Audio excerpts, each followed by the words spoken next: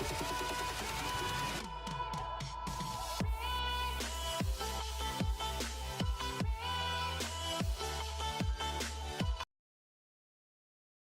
so today we are going to learn how to very simply merge two Python dictionaries into a third dictionary.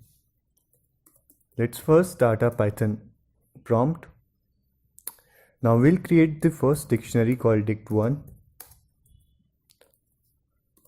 Say A will be 1, B will be 2. Now let's make another dictionary called dict2, and this will have C2, let's say C is 3, and let's make D2 4. Now we need to merge dict1 and dict2 inside of dict3. So we just need to do this.